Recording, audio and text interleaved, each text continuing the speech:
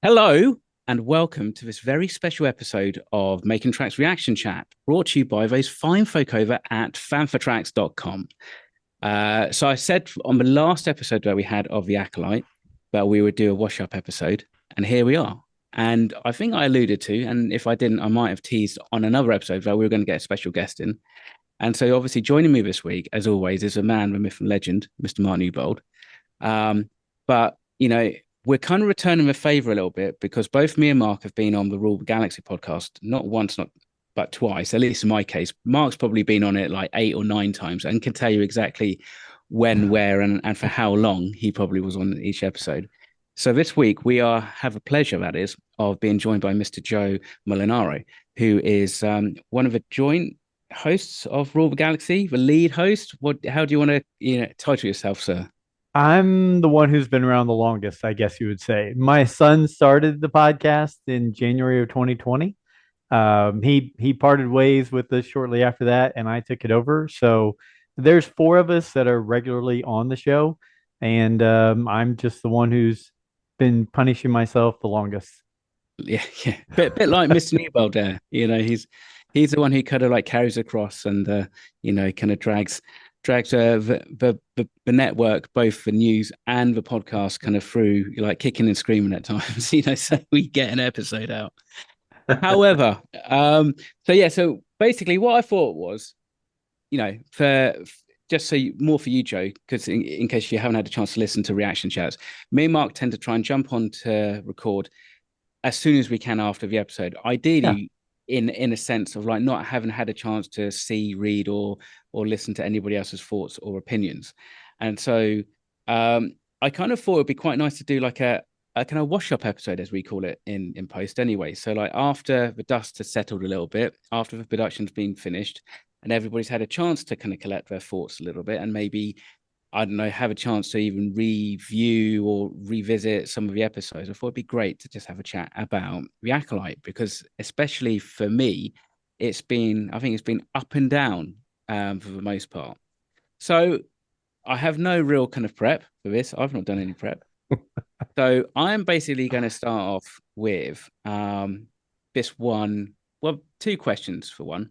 One, um, Kathleen Kennedy described the Acolyte as kind of like Kill Bill meets Frozen.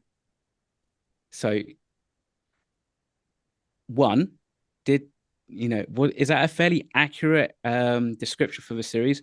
And two, if you had to tell the next person who comes into this suite um, and describe to them what the Acolyte is in as few words as possible, how would you do it?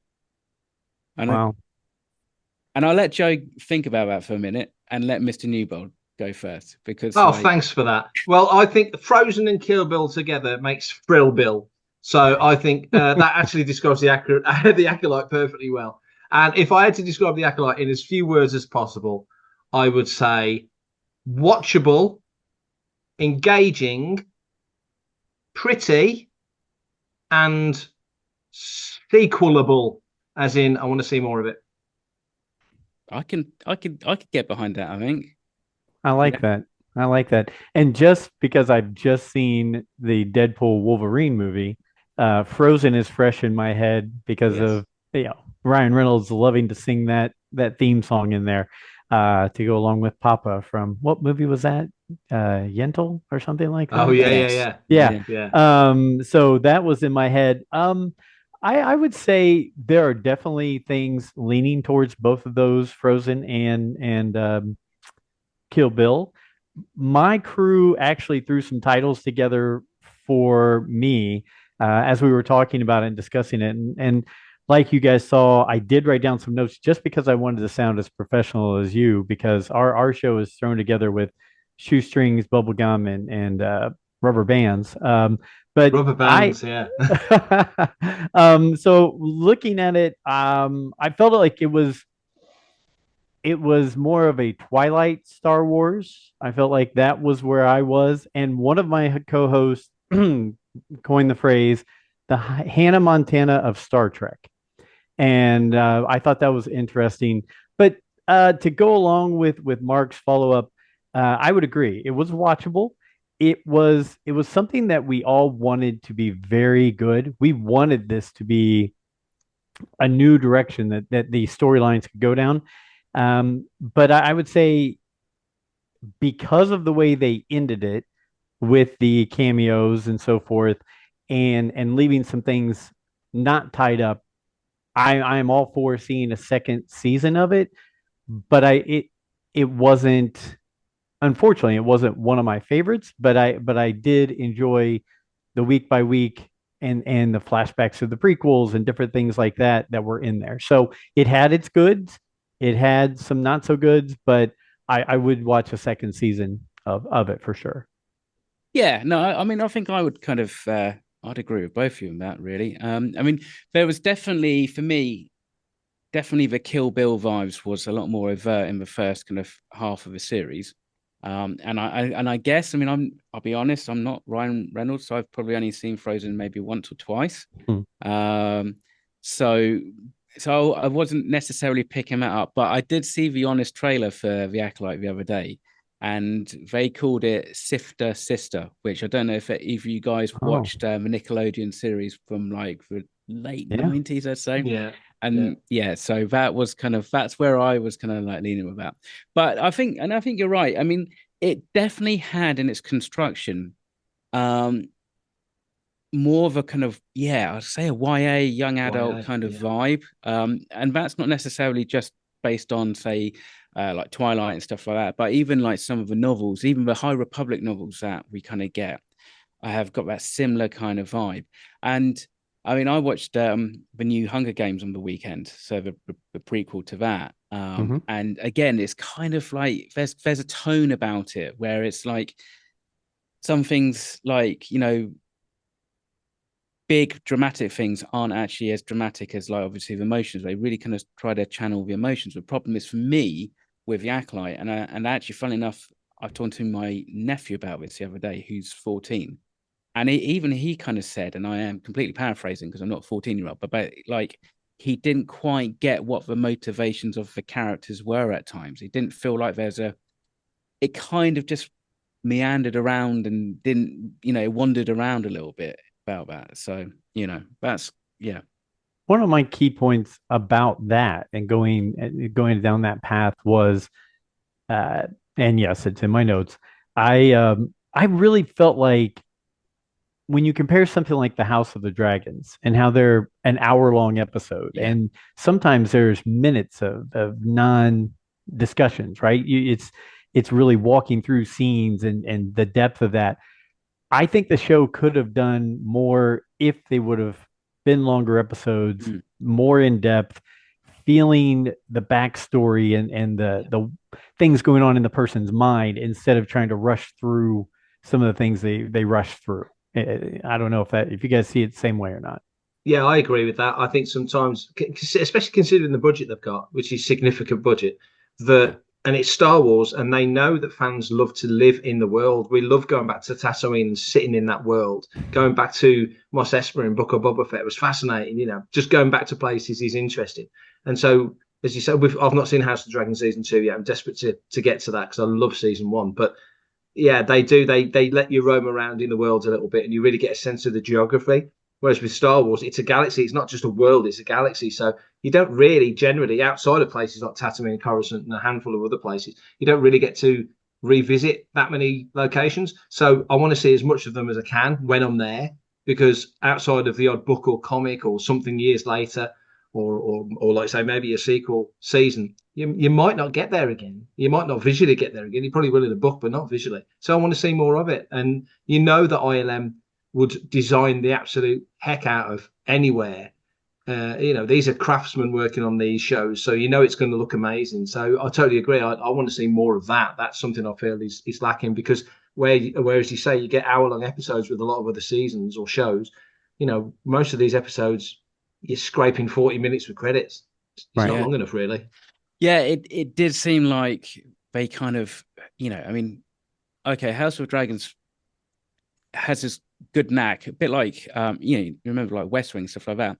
You just have a walk and talk scene. It's basically we're going to go from one room in the White House to the other side of the White House, and we're just going to talk. And basically, that's the exposition, but you're seeing the environment. And that's where they do that really well with Game of Thrones. Sometimes they just have somebody walk into a room and the whole thing just happens in a room, you know. And actually, in the second season, you know, a ton of stuff happens, but you have these episodes where actually you get to the end and like nothing really has, you know, on the big scale has happened. There's not been any battles, but you know, it's just building the foundations edging underneath. it up. Yeah. Edging, yeah, ramping up. But you know, I mean, you know, Andor did that pretty well, but the Andor did that on a compressed scale because it was 3 episodes. Whereas, like, you know, a series like Game of Thrones, which is a lot more complex, and the, you know, the character relationships are a lot more complex, and there's a lot more kind of nuance that we seem to, you know, which I think actually Star Wars could totally support given the opportunity. But I think you'd need to kind of almost slow the pace down a little bit, where I think there is that problem, you know, which is inherent in Star Wars for the most part. That is like, you know, everything needs to kind of, you feel like it's moving on very quickly. It's almost like they're worried that we'll get bored. But actually, to your point, Mark, I don't think we will. I think a lot of people would be like, well, this is cool. We're seeing this planet, because we only see very small sections. And I've been jumping around some of the Mandalorian and stuff like that, just randomly watching episodes. And you can see over across like 2 or 3 episodes, and even like with Kenobi, that there's a limitation to the scale of a set. And then suddenly you ramp up to a $250 million budget like you have with Andor, and the sets are bigger. You live in the world a little bit more. And you're like, wow. And so that then made me question, well, actually, really, does Star Wars really work on that smaller scale these days? Or are we never going to get what we think we want until we see it back on the big screen? Well, I think you mentioned YA as maybe being the core to this show. And I'm okay with that. We talk about it all the time. There's different entry points for every Star Wars fan. And if it brings in a whole new fan base, being a YA based show, great. I'm all for it. But also talking about, you brought up Andor. Andor was one that originally I was not that hip with, right? It took a little bit of grinding, but I think that exposition and that buildup and that depth and the scenery and everything really got to me, to where now Andor is one of my favorite things that Star Wars Disney has done. I think I was just expecting it to be Rogue One, like go, go, go, action, this and that. And instead it built a story. And now I cannot wait for season 2 because of what it has built. And this show, while I think there could be a good season 2, if they would have gone deeper into it, lengthen these more, I think people would be chomping at the bit for it. Yeah. I agree with that. And to both your points about tonally, you know, if this is YA, if Young Jedi Adventures is for kids, if Andor is a bit more thoughtful for sort of late teens and everybody onwards, because let's be honest, if you're anything past 15 years of age and is still into Star Wars in any level, it's a bonus. So you know, we say this a lot, you know, but you're right. I've said this for a long time, you know, that whole entry point of Star Wars, we all came in at different points, and we all came in on different things, and that's unique to everyone's entry to Star Wars is generally quite unique for the most part, unless they've never seen or read or heard anything of Star Wars until they walked into the cinema and their first experience was Revenge of the Sith or Attack of the Clones or whatever it might be, and you go on from there. But yeah, I think Star Wars can stand to do many of these things. And tonally, Acolyte wouldn't work if it was made like Andor, and Andor wouldn't work if it was made like Acolyte. You know, so they're all unique in their own spaces.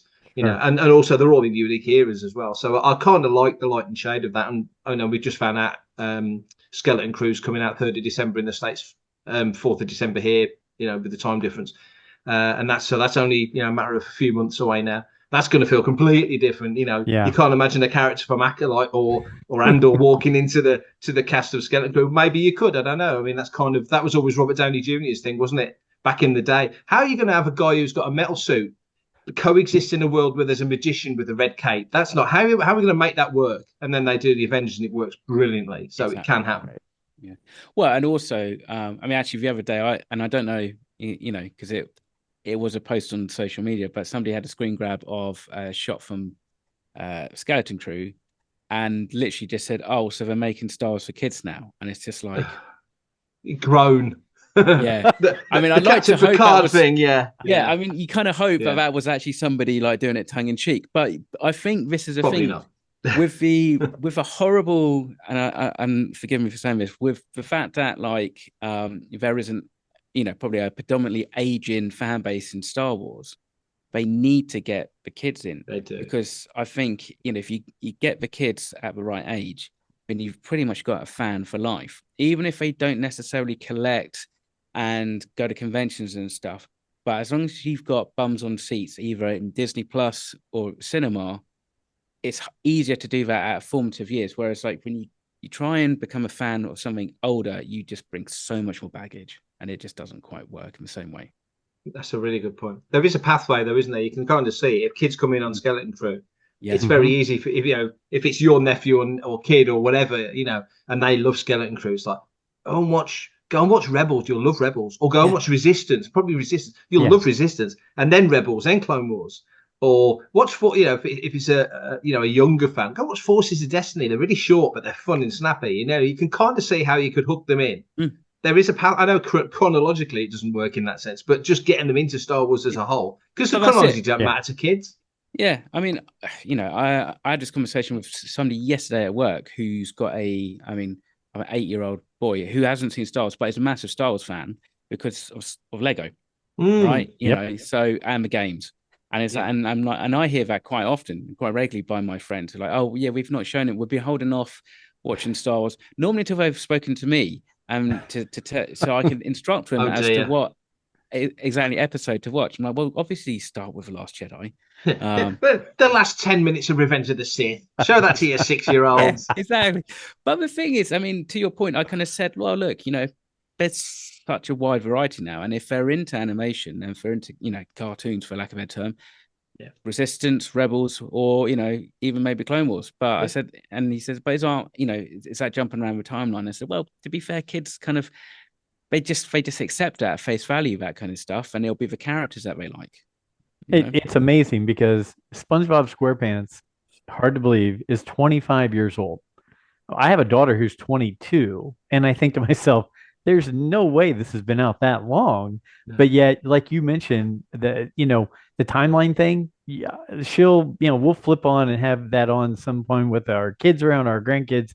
There's no timeline. There is no. The kids just jump in, and if it's animated and it's fun and it draws their interest, they really wouldn't care. They'd be happy to hop around from those timelines. I was convinced that there must have been about 200 odd episodes of Ewoks when I was younger, because it always seemed like I was seeing a new one, and there was just this continual kind of like slew of episodes of like Ewoks. And that's clearly not the case. But it's like Monkey, isn't it? There's only 13 episodes of Monkey, and you're convinced there was like dozens. It was like one of those Japanese shows that was on for 20 years. No, there's just 13 episodes of Monkey. That's all there is. Yeah. So, but that's the thing. I mean, I think for me, speaking of episode numbers, like 8 episodes for the series felt about right. But I think they needed a little bit more of it, I think. Or they needed to maybe just merge them and just go, do you know what? We'll just have a mini series. Let's have 6 episodes and combine a couple. I mean, I did quite like some of the juxtaposition they did with day and night and all these kind of plays and stuff, which is more subtle than I think we're used to. But I just feel like it was almost just not quite, on so many levels. But there were so many good characters that they just decided to kill off. That's my biggest problem. Well, and so I will throw out there some things that, because I have some different things where probably are a little deeper conversations, but some of the easy things to talk about just to start. The characters that I found myself drawn to were Jecki and Yord. I initially Saul was my guy, but he started fading from my favorability by the end. But Jecki and Yord, Chimera, believe it or not, even though I'm a good guy kind of guy, I just liked how he was written. I liked how his introduction was and where he was in the story.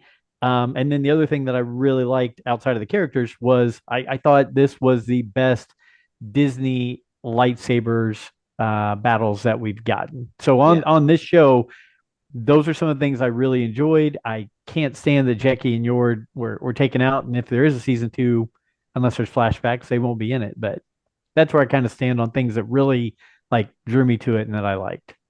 But I like that. On the flip side of that, and I completely agree, and I pretty much agree with your assessment of all the characters actually, is that I enjoyed Yord because I like the banter between Jeckie and Yord. I like the relationship between Jeckie and Sol, and so all of that was well set. And I like the fact that so many films, I'm a Trek guy. Star Trek Into Darkness annoys me still to this day. I was at the premiere. It still annoys me to this day that they just remake. Mark's heard this a million times. They remake Wrath of Khan, and there's nothing's earned. And in the space of 2 hours, they're trying to make you cry like you've watched 69 episodes of the original series and waited 25 years for this film, whatever it was. And, it just wasn't earned. And so, but you got to this, and in a very small space of time, you actually cared about Jeckie and Yord. I did. I know Mark wasn't a massive fan of Yord, but I think we all liked Jeckie, or grew to like Jeckie, And so when that happened, especially Jeckie, that proper caught me on the hop. So, but I like that because I wasn't expecting it. And sometimes you can know too much. We go into these things kind of almost confident that we kind of know where it's going to go. And when things happen, you kind of think, yeah, I kind of get it. I didn't see any of that. So I appreciated it for the fact that it was ballsy enough to throw me off my game almost, as a viewer. I like that. Yeah, I mean, because like on one hand, you had like, I think what was a fairly well telegraphed kind of Chimera being the baddie. Yeah. And then on the other hand, you've got like, yeah, I mean, if you were to put money on any character surviving to the end, you would probably have put Yord and Jeckie above Sol, to be honest. I think, I mean, I liked the kind of the tragedy of Sol. It kind of felt a little bit, Shakespearean, kind of like, you literally just watching this kind of like this great, like, pillar of virtue and this paragon and that just kind of like basically just suddenly like unraveling like on camera. Sorry, Mark, you just saying that just made me think of Plagueis, of Palpatine going, has anyone ever told you the tragedy of Darth Plagueis? And you saying that, I'm just thinking as he's saying it to a Jedi, Yoda going, tell you, did they, the tragedy of Master Sol? Because it does feel like that. Yeah. It's Shakespearean, isn't it? The way it goes. There's a lesson there for Jedi, to learn. And that's it. And I think, this is a thing. Sometimes, we look at Star Wars, we can look at it face value. Then when we get a bit of time to live with it a little bit more and let it breathe, that's when you start to go back and go, actually, do you know what? Yeah, it wasn't so bad. I mean, Yord, I just found Yord quite a two-dimensional character, but that's fine because there's quite a few two-dimensional characters in there. Like a lot of the apprentices were two-dimensional characters, but I think that's because they're young and they haven't really found their own identity within like the Jedi kind of community. They're all very much kind of like carbon copies of whoever's trained them or whoever their master is, and reading through the Jedi code and stuff. So then suddenly it's when they're not until they're out in the real world, in the galaxy, that they can have to realize, we can't quite necessarily operate, in a black and white kind of way. And that's one thing that the High Republic books have done really well, is that the characters are very well drawn and well defined, and they've all got tenure pretty much, haven't they? Most of them. You got Bel Zettifar, who's kind of finding his feet in the early phases, and now he feels like a character who's earned his stripes. But there's a lot of younger characters in the YA books, which I haven't read a lot of the YA High Republic stuff. But the older characters, like Loden, who goes out in the first book, who felt like Sol feels like the Qui-Gon of his era. Loden felt like the Qui-Gon of his era as a parallel, and he went out in the first book, and it's like, oh my goodness, you felt that in prose. So they've drawn the characters really nicely in that sense. If you think about it, Star Wars and Lucasfilm has been doing this ever since Obi-Wan Kenobi. Here's the leader from that movie where you're thinking he's going to be the one that leads them through, and boom, cut down. And yes, it was made a change, right in the middle of the filming and everything like that. But still, following that trend all the way through, Sol kind of follows in that path. Yeah, exactly. Yeah, and you could always put Luke in those boots in Last Jedi, couldn't you? In a way. Yeah, well, like in some respects, it's like Obi-Wan was almost like the original cliche for that kind of that whole kind of trope, really, when you think about it. At least for like modern cinema. So you can thank Marsha Lucas for that, can't you? So yeah, thanks, Marsha. Yeah, said Sorry, Guinness to nobody. Exactly. Yeah. Oh, he still got his residuals. He was Oh, he fine. was happy. He was Yeah. happy. Yeah. Yeah. I mean, to your point about the combat, I really quite like the combat. I mean, obviously the combat had a Hmm. very, very strong style, which I quite liked, but also, but I think it kind of showed Jedi in a slightly fantastical kind of like Yeah. way, but yeah, it felt believable. It felt more believable than if I was to watch like a samurai movie. Like if I watch Crouching Tiger, Hidden Dragon, and they start running up trees and floating across rooms. Even though I know that's again, that's a trope of a genre, Yeah. but it's Stylized. Yeah. it's yeah. I kind of wish we had maybe more of this in maybe some earlier Star Wars as well. And but even maybe just not necessarily everybody fight like that, because it just feel like there was like one tonal kind of like style for the series for the combat, and I kind of wish there was maybe a little bit more, you know, you know, This felt more like Force Unleashed than Force Awakens, didn't it? You know, Oh, the dialing up of the powers. It felt like they yeah, were tuning into powers that later generations don't seem to either get trained in or have access to or unaware able to aware do. of, yeah, Yeah. yeah, well, yeah. So and we're coming out of the High Republic era when, I mean, it's called that because they're supposed to be at the height of their powers, right? So this is the tail end of that, but still that fight style battle, whatever. We don't see that through the original trilogy really at all, and we don't see it again until the prequels when we have some more action, Obi-Wan, Darth Maul, where it was kind of ramped up like that, right? But yeah, I agree. It stood out to me to where I thought, looking back at, whether it was Andor, whether it was Mandalorian, Ahsoka, those kind of things, all that seemed less stylized than Yeah. these seem. And it's almost like when you look at the prequels, and George was like for George's time, the Mm-hmm. Jedi of the prequels were the peak that it had ever been. As far as he was concerned. So look at these guys. Look at Anakin and Obi-Wan go in Revenge of the Sith, or look at Maul and Obi-Wan go in Phantom Menace. That's the peak of the era, you know. And then you look at Luke in Empire, and almost Rey in Force Awakens again. I go back to that, you know, just hack and slash, just swing and hope, you know. yeah, They're not trained really. So they're just giving it their all. They're just batting away like a baseball player. Whereas when you see the trained skills of a Jedi in as you say, Acolyte or the prequel era, the difference is, you mm, know, it's levels up. One of yeah, the things that Alfie on our show talks about is the comment that Yord makes about Chimere. He doesn't follow the same fighting styles. He doesn't follow along with these. He fights differently. And we started discussing, at that time, the Jedi basically just needed to show up with a lightsaber, and it intimidated most enemies or bad guys enough to where they just set down their guns and run, right? I Yeah. mean, or you slash and dash and take out a laser and you're done. When you're fighting somebody because who do they practice against? Themselves, and they practice against themselves doing the the same same, typical Yeah. things. yep, So yeah, this chimere really throws a wrinkle in that. yeah. Which I think that is something that is I think I hope they explore more. Is kind of like, how do you counter like fighting a Jedi? Obviously, you Well, it work makes you wonder where bases. Doctor Huyang was in this era, doesn't it? Because you know you see him Mm, training in the Ahsoka series with Sabine and Ahsoka and such, yeah, and Ahsoka's got her own training programs with Anakin, and so there's that, like you say, there's that set training of or set levels of training sort of thing, but there's nothing sporadic. And you just think back to, you know, Han Solo in A New Hope, you know, good against the living is what, you know, good against remotes is one thing, good against the living that's something else kind of vibe, you Yeah. know.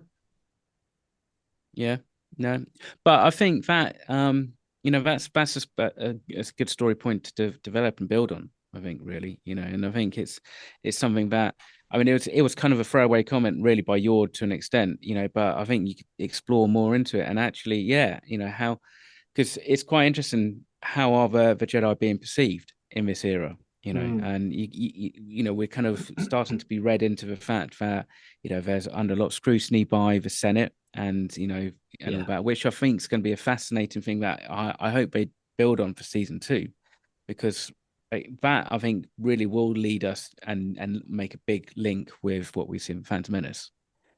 Yeah, that was one of my favourite scenes with Senator Rayencourt coming into Venestra and kind of just laid it down for her, and she was quite put out that she'd been questioned, and I liked the fact that the Jedi were a little bit knows how to join, because we know where that goes. They end up, because of Palpatine's machinations and presumably Plagueis to a degree, they're the puppets of the Republic, which makes them the puppets of the Empire, and then they're eradicated for the most part. I've just reviewed issue 1 of Inquisitors, and you're watching the fallout of that. You know, the massive fallout of Order 66 is not as cut and dried as we thought, which is great for storytelling and ancillary stuff. But you know, to see somebody from the Senate with the right intentions, why have you got all this power? Why are we, you know, who marshals you?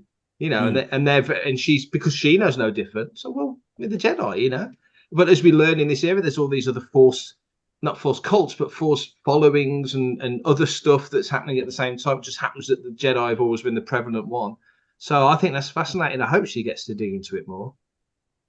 So I had, based on you bringing up that Senator Vernestra, one is, when it comes to her, does she end up, in your eyes, becoming almost a villain in this show by the end? Because that's the way I felt, to where she was kind of the one pulling some strings that didn't sit right with me in the Jedi Order. And then two, I brought this up, so totally different thing, but similar, I guess. I think I brought it up to Mr. Mulcaster when we were doing a show recently. One of my favorite lines of Angels and Demons is when the right-hand man to the Pope says to Robert Langdon, religion is flawed because man is flawed. And I look at the Jedi and I see them as, they are people, you know, they're beings, but they're flawed because they are those beings. But being flawed doesn't mean to be bad.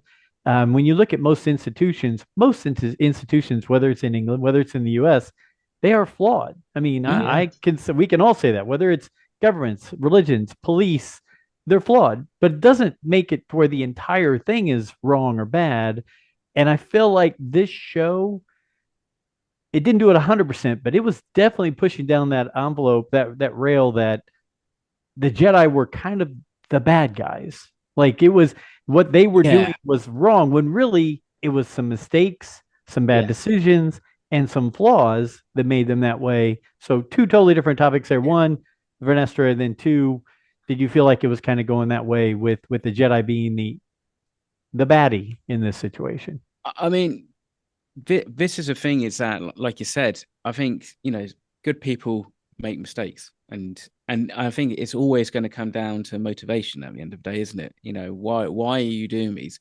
And even that, sometimes, you know, it comes back down to that elegantly written exchange in the Acolyte: the Jedi are good, the Jedi are bad.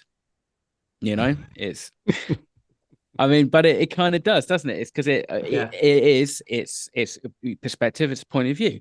The police are bad if you're like lower, like economic kind of society, you know, or like an ethnic minority, and they're good if, you know, they're the ones who come in to, you know, to save people and exactly, clean up a mess or what have you.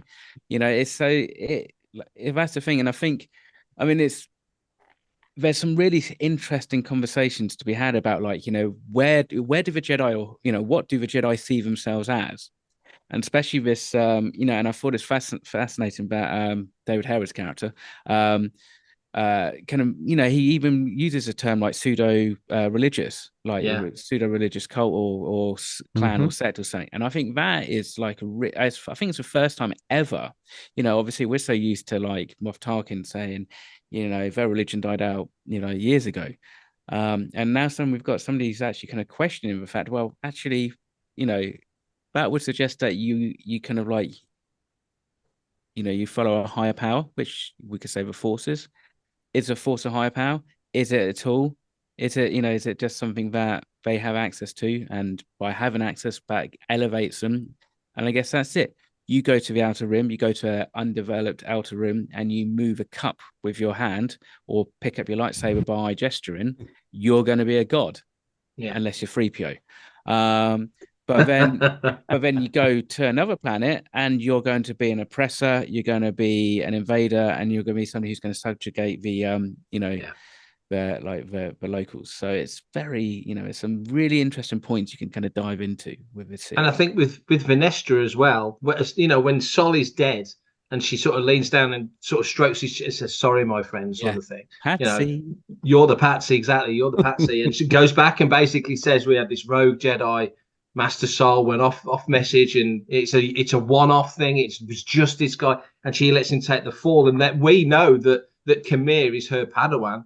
And that clearly a lot of the blame, a lot of the fallout comes on her. She's covering her own bases. So if there's a villain, it's not the Jedi. At the moment, you've got to point your finger to her. Yeah, it's 101 politics at the end of the day. You cover your ass and you blame the other guy. Yeah. And you blame the dead guy, or you blame the outgoing government. It's the same kind of thing. Oh yeah, they left the economy in such a state. It's not what we're doing, it's what they did. We picked up with this. And it's kind of that, isn't it? And I suppose on one level, she's a villain, but then it's very easy for her, I guess, to turn around and say, I'm doing this to protect, that, so we don't get this oversight and we don't suddenly kind of find out we can't look out for the galaxy in the way that we've been doing, and we can't wade into somebody else's kind of like ascendancy kind of like ceremony and take their children away because we think that they're bad, and she only goes to see Yoda at the very end, and literally the last frame is like, I can't not escalate this now. Exactly. You kind of think at that point she's like, crap, I'm gonna have to go see the big dog now, aren't I? And gosh, guys, I mean, when we talk about a season 2, it doesn't really like get you stoked to sit there and go, what exactly is she going to tell Yoda? Because if we look at the Phantom Menace and we look at the discussions that are had, he can't go into this thinking that there's a Sith or Dark Jedi or anything like that out there. He's got to kind of be the guy, because if not, it changes the entire way we look at him in the prequels, right? I mean, if he knows this, does he sit there and go, I don't know. I think he sits on a lot of stuff. So him knowing stuff, wouldn't surprise me at all. Because we know, Obi-Wan only ever tells stories from a certain point of view. And he's one of our uber heroes. So him, Yoda knowing something, I'm sure that, we know there's things that governments know that the public don't know, and there's things that go on that we never even have a sniff of. So I think this is one of those need to know things. And whilst I don't think Ki-Adi-Mundi is in that need to know circle, I think Yoda probably is. I think Mace probably is. There's that little look between the two of them in Phantom Menace. So I think there's certain Jedi that are, I know recently, Joe, you visited Italy and did your trip to Italy, and you think of the Vatican. And there's always been the thing of there's certain areas where there's certain scriptures and certain books and certain information that we will never know about. We don't need to know about, but have been carefully curated and put to one side. You think Yoda and Mace are the two guys that go into the library at Hogwarts to the forbidden section and read all the books they shouldn't read, and probably know all the Sith scripture and everything they shouldn't know, and they probably know most of it, and just keeping a lid on it. So I think he could know way more than he might let on that he knows, if that makes any sense. But at the same time, I don't even think that she'll tell him the truth. No. I think she's probably gone there to kind of to give him a heads up, but they're probably going to start to get investigated by the Senate. I don't necessarily think that she's going in there to say, my Padawan's gone rogue. Kind of screwed up a little bit. Yeah. Oh, do you remember that dude I had as my Padawan? Well, the funny thing is, I think that's, from a story point of view, I think, it would be far more interesting just to see the lie just kind of build, just get bigger, I'm sorry, mate. I've just had an idea. I'm wondering, Dooku was one of the Lost 20. I'm just wondering if these come within the realms of the Lost 20. Yeah. Because they were Padawans, they were, and now they've gone, is the Lost Jedi, knights, or the Lost 20 Jedi knights who've turned? I don't know. I'm just wondering, there can't be huge amounts that turn. Left the order. No, they probably didn't just leave the order. They probably maybe one or two of them left the order, like Ahsoka. But probably a lot of them, I wonder if they just turned or something. And that's how or got turned. Yeah, exactly. And get swept under the carpet a little bit, Yeah, that's a very good point. My Kellogg's collection needs to be updated of the little gold statues. Yes, yes. And do we know, did Vernestra think that Chimera was dead or that he had just left? I don't think they've determined that yet. My gut tells me she thinks he was dead because early on in the season, she's very much like, yeah, Sol, you go and deal with it. She doesn't know that's a threat level that's kind of bubbling up quickly. Right. I think as soon as she gets a sort of a sniff that this is about to go nuclear, then all of a sudden, I'll go to Brendock. It's fine. Prepare my ship, you know. And she gets a bit more involved. So I think initially she doesn't, but I think she kind of does eventually.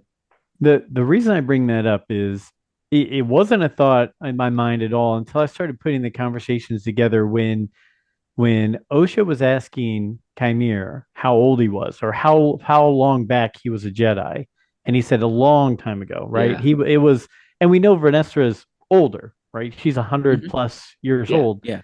Um, and so when Plagueis showed up, and I'm going to go down a rabbit hole here, I apologize, but when Plagueis showed up, and I'm wondering if one, she thought he was dead, two, he's back, and he was a Padawan a long time ago.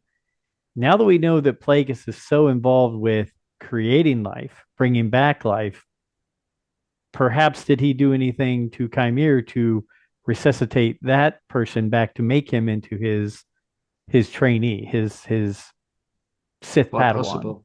It's possible. Yeah. It's possible to even looking at way ahead down the timeline to Rise of Skywalker, when you're walking through Exegol and there's like vats full Yeah. of Snokes.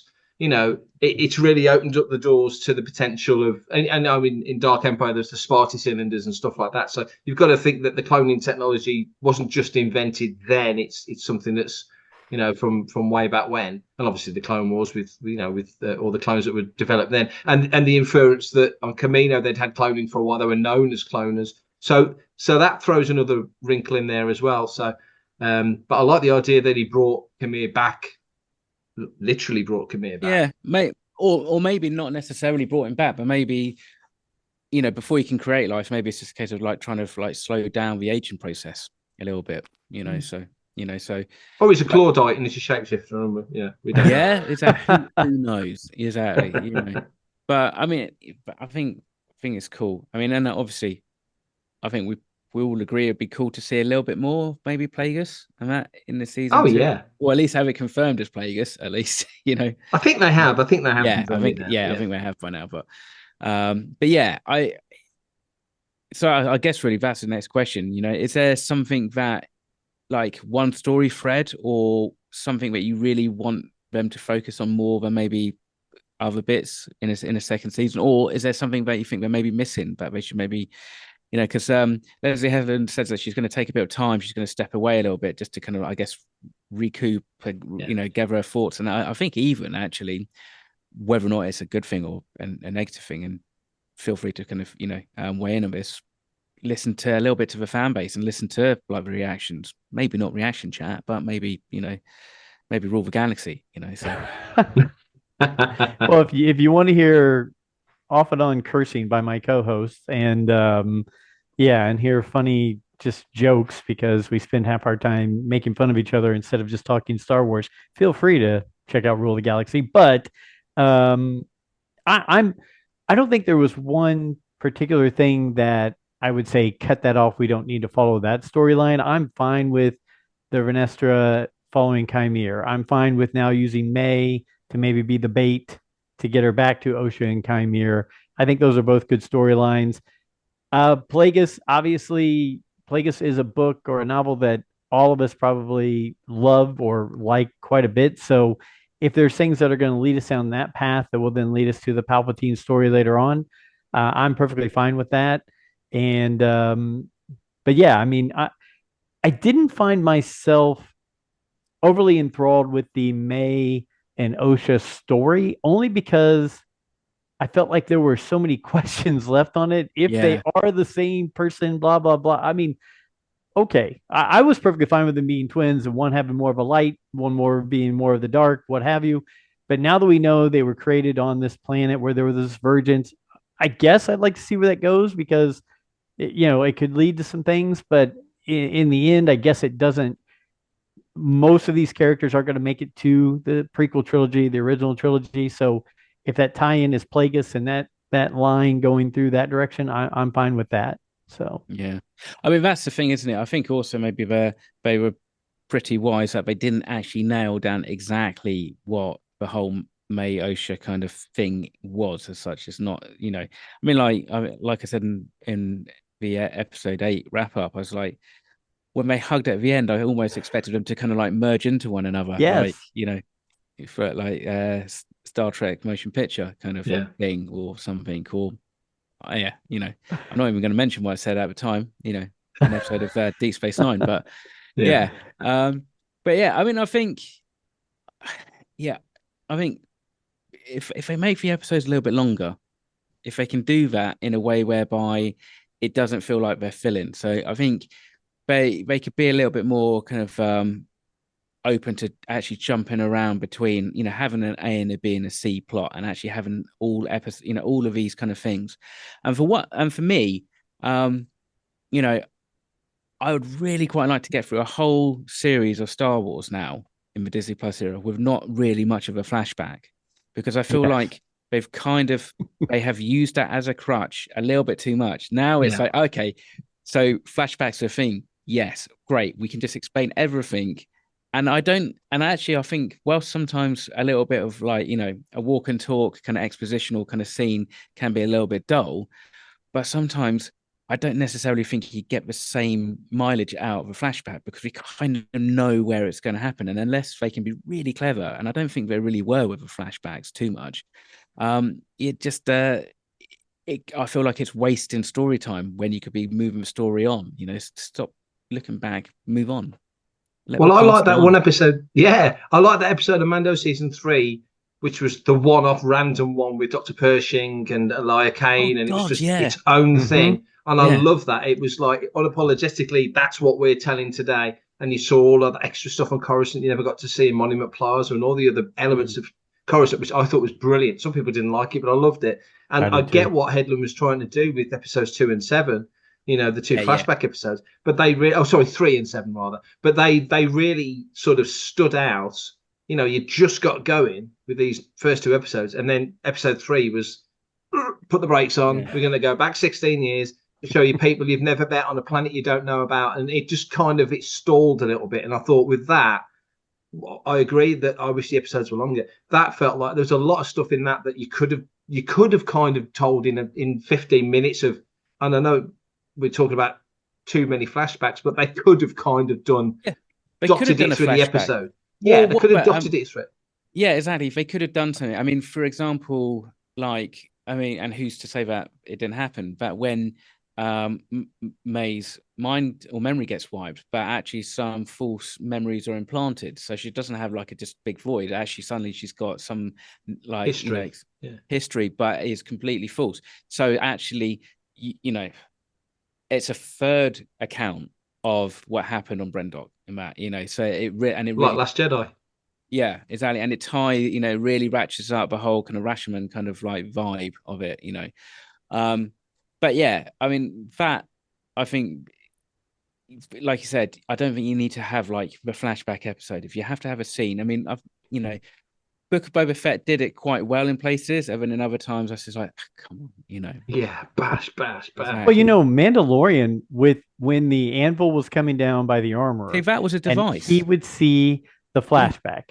That, in my opinion, exactly. It worked because it was just a snippet, and it wet your whistle to say, I want to know what's going on there that leads to this, and it didn't pump the brakes like you mentioned and say everything you're watching, stop. We're going to just give you this. So I like that. And then the World Between Worlds Ahsoka, when she went back into that and saw Anakin and was the young Ahsoka again, I didn't think it took up an entire episode, right? It just took up a part of that episode, and I thought it was well done. So I'm not against flashbacks completely. No. I just think when you use one whole episode here and one whole episode there, when you should have been making 40 to 50-minute episodes, and you could have taken 10 minutes out of each one and put those in instead of just using whole episodes for that. Yeah. exactly. It's yeah. I mean, and that's the thing. That might be something that they change. They might be able to kind of go back and because it's not like they've started like a real theme with that. They've just kind of gone, sort of would just slot in. Maybe Yeah.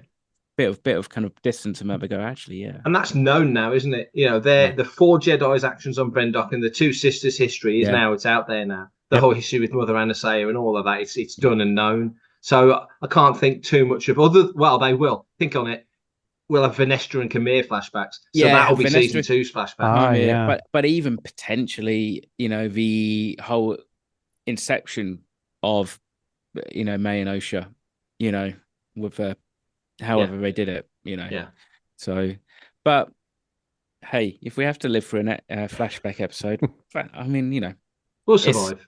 I think we will do. There's bigger things to deal with in the galaxy than a flashback episode. But but I mean, overall,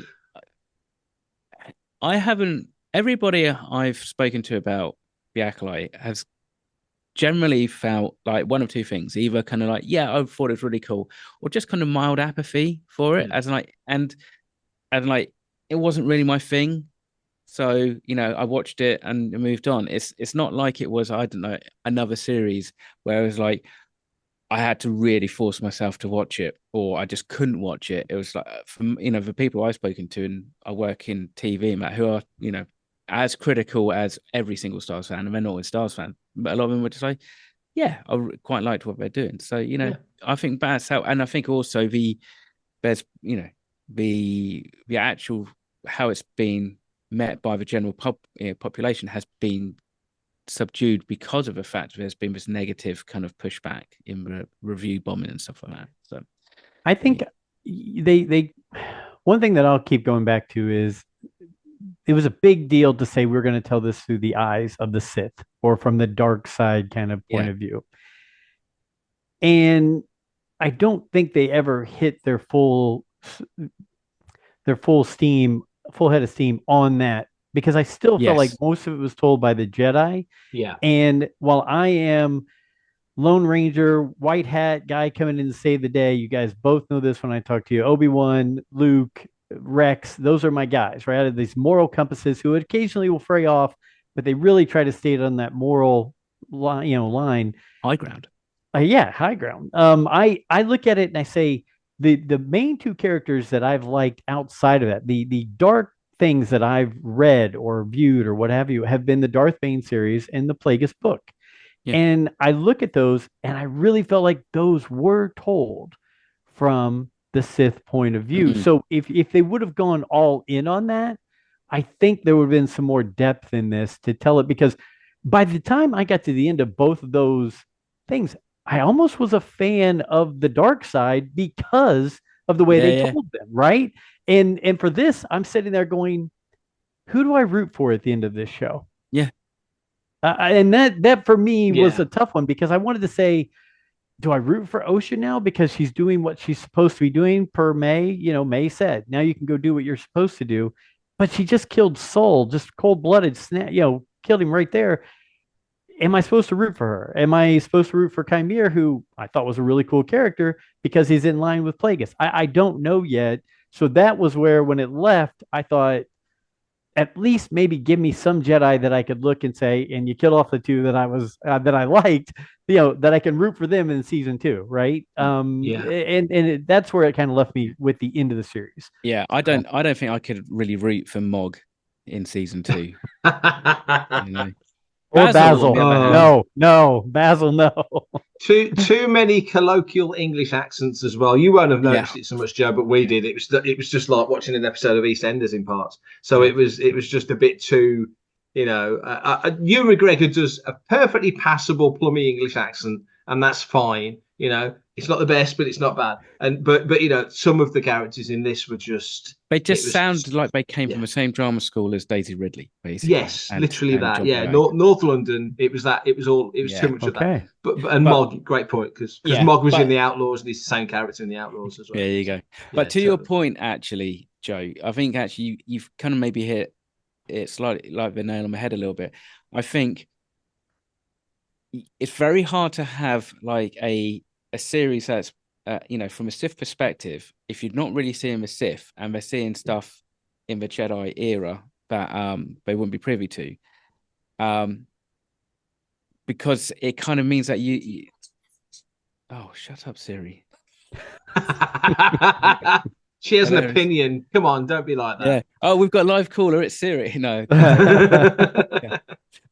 Yeah. So my point was like, yeah, I think if in season 2 you get to see more from the actual Sith perspective, not this all kind of like cloak and dagger. I'm not really like a dark side guy, and I'm not hiding behind a rock, but actually the Sith, and you can actually you can actually say no, the Jedi are bad, and this is why. And actually, you can justifiably paint the Jedi in that way. And I can be a lot more on board with actually painting the Jedi badly. Whereas this time, I just feel like they're just basically just bad middle management who've just kind of like cocked up a little bit, Yeah.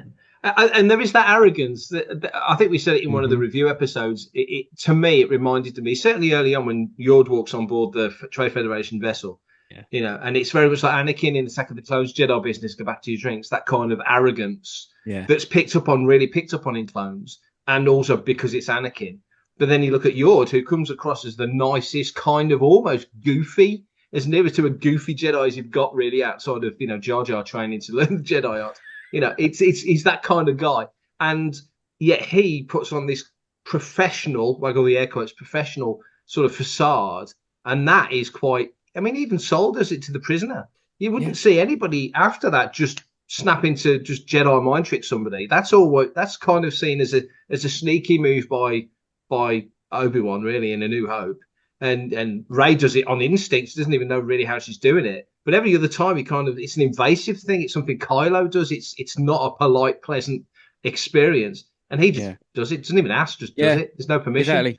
And I think it's like I said, it's the intent in which you do it. Because like when Rey does it to FN-007, it's just like, it's kind of like an accident.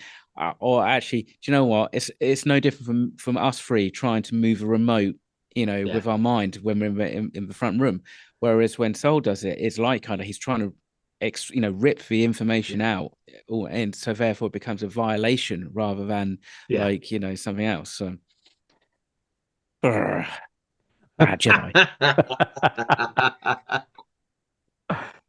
Well, I think it's probably about time to wrap this episode up. We've washed it up, have we? I think we have. I mean, I feel a little bit more cleansed anyway. It's a good cathartic kind of process, because the thing is, let's be fair, all three of us are positive Star Wars fans. We like more than we don't like in Star Wars. 100%. And I think also I hate having to kind of like criticize a series in the middle of a series because you don't know what the hell's coming for the next 3 or 4 episodes. So it gives us a chance. So before we go, I'm going to throw it to Joe. Is there anything you want to get off your chest about the Acolyte? Anything you want to just get out there before we head off? You know what? I did have one question. Really, we've hit pretty much most things on there. It was a decent show, wasn't a great show. It wasn't trash bin. It was right down the middle. I think they need to expand on some things to improve it for a second season if they're going to do it that way. But I did have a question for you because I figured you two might know better than me. The helmet played a big point in this show, the Cortosis helmet, to where he put in there, and do we know? Does it have anything to do with the Vader series of comics, to where there's a helmet where the mask?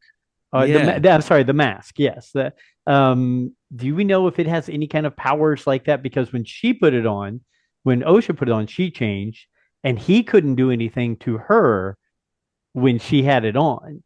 So I didn't know if it had some kind of Sith powers or anything like that to that mask, or if we know. It feels like something Dr. Apple would go digging around for, doesn't it? It's that kind of artifact. Yeah, I mean, I kind of feel like it's something that he kind of put together himself. So maybe it's just a little bit shonky because being on that world. Knowing about the Cortosis.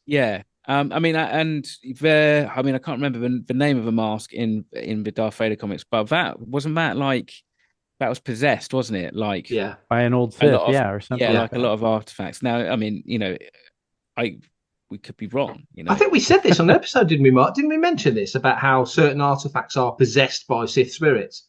Yeah, yeah. I almost assumed it was it's more like, basically sticking an antenna on your head, and it was just amplifying whatever kind of latent, vibes you had. So I guess if a light side Jedi put it on my head, they would have a totally different experience. It's like you said, like, your experience, hear, see, smell nothing, and only what you take with you, basically. Yeah. So maybe, I don't know. There's a plot for season 2. There you go. That's a question. It's a question for hopefully will get answered for season 2. However, if anybody actually does have a thought, theory, comment, or question, or an answer to Joe's question, right then, they are more than welcome to write in, and Mr. Newbold can tell you how you can do it. Pre-recorded, you see that bit. Pre-recorded, Joe. This is how we do it. This is how we do it. I also psychically told the audience what's going to happen as well. So love it. It's one of my special skills. Do I just because it's new? Just carry on like it happened, Mark. Just pretend it happened, and yeah. Cool. Well, brilliant. Thanks for that, buddy. Appreciate that. And Joe, thanks again for jumping on. And where can people find you if they want to either reach out to you or listen to Rule the Galaxy? Sure. We're on all podcast platforms at Rule the Galaxy. You can email us at ruletheGalaxySW@gmail.com. On Twitter/X, we are at Rule the Galaxy SW. And really, that's how we interact with most people. If you want to listen to a group of guys who just have fun and we act silly and make fun of each other and talk Star Wars, that's what we're all about. Kind of like these two, except on the other side of the pond. But I do want to throw out to both of you how much of an honor and a pleasure it's been to get to know you over the past few years. And whenever I reach out, you were always willing to come on and talk and hang out with us on Rule the Galaxy. So thank you very much. It was my honor to be a part of your show today. Oh, mate, no, it's been our pleasure. And I think this will probably be the most sensible sounding episode. By far. Yeah, definitely. By far. So we'll have to get you back on for like Skeleton Crew. Yeah, definitely. So, or even the Lego show that's coming out. That looks fun. It does. Or even Lego show. That's good. Yes.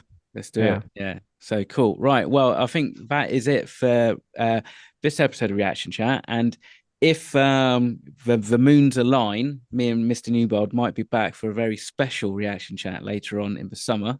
We'll say no more than that in case it doesn't happen. But until then, obviously, hopefully catch you next episode of Making Tracks. And stay safe, take care. May the Force be with you.